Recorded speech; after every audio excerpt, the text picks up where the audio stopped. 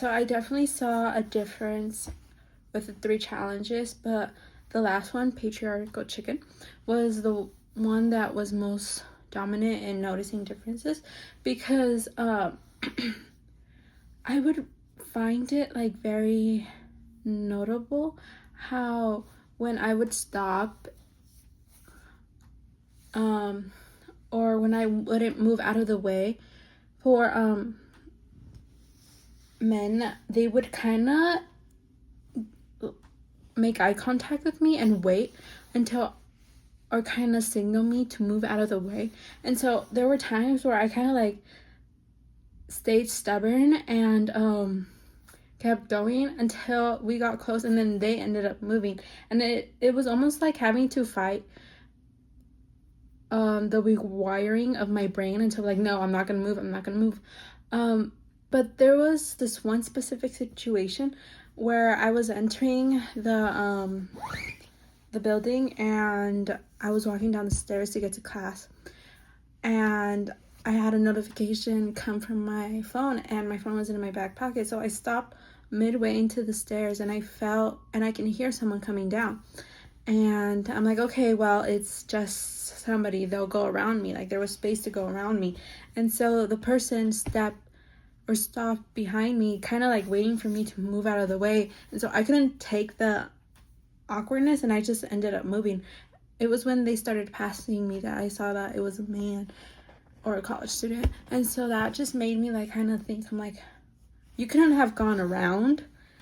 But anyway, that was the challenge that I saw the most difference in gender. And when I talked about these challenges with my friends or with my sisters, they thought it was kind of like unimportant or something that wasn't a big deal.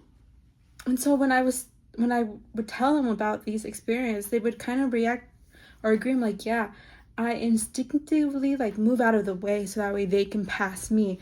They're never the ones that are moving out of their way. And if they are, it's very like rarely.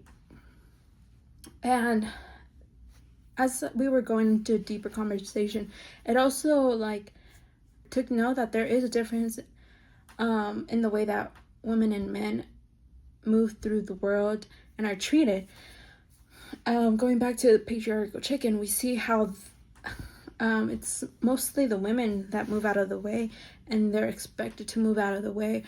And so it's like fighting that tension or the instinct to move out of the way and have them move out of the way. And that goes for other things as well. Out of all the challenges that we did, I would definitely continue doing patriarchal chicken, mainly because at the end of the challenge, I would ask myself, why am I moving out of the way when they're the ones coming at me? They can move out of the way. There's other space for them to move out of the way.